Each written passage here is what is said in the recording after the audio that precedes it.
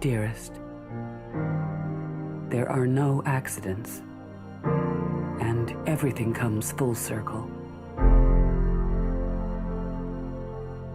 Hi, my name is Abigail Thomas, and today I would like to talk about the article, Carol is the most beautiful movie of the year, which is a statement I completely agree with, for the year of 2015.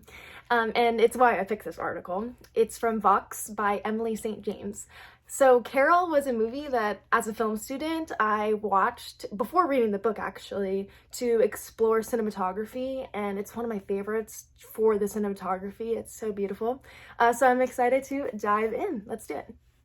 I think Emily St. James' main point she wants to get across in this review is that Carol is a swooning romance, but with an important message that's conveyed. So I take this as, take a film like The Notebook.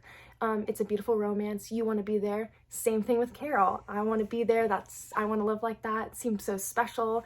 But then, unlike The Notebook, there's this looming sadness over the whole movie that, they really can't be fully who they are.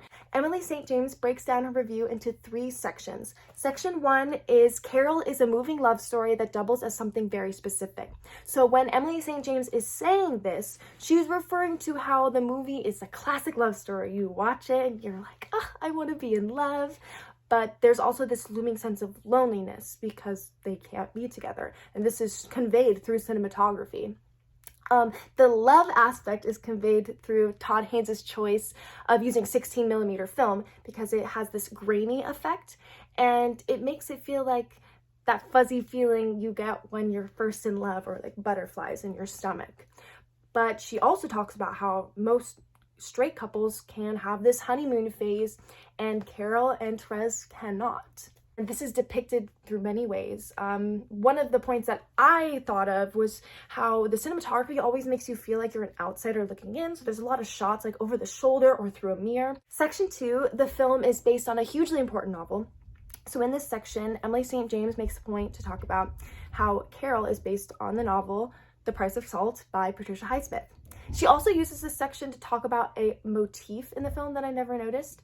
There is always long shots on hands. So for example, the piano scene where Therese is playing the piano and Carol puts her hand on her shoulder, there's a really long shot on it. And I think this is to portray that that's the only way they can show their love.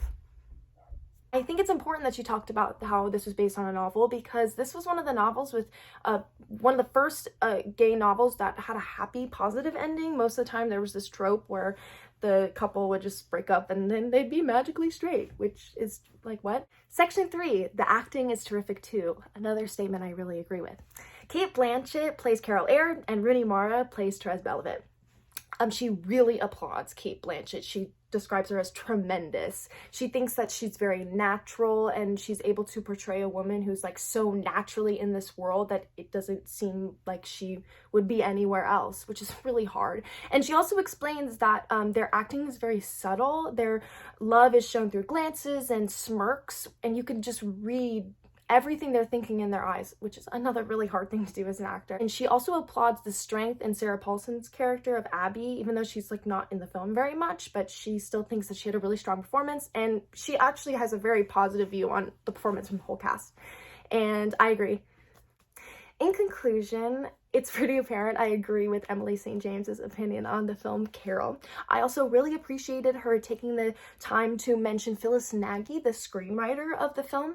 I did research on her for discussion post number 4 when answering the question about Todd Haynes' perspective as a gay man translating into the film, because I believe it is Phyllis Nagy's perspective as a lesbian that actually credits to the success of this film. And she personally knew Patricia Highsmith.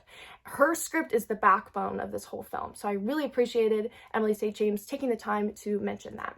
And I think it's really important to portray gay relationships in a positive light. Media has had a history of portraying them in a negative light, and it's important to start turning that around. So this film does that. Thank you so much for watching. Please give me your opinion on the movie in the comments. I would love to know. And the article will be linked below. I want it, and I will not deny it. Would you?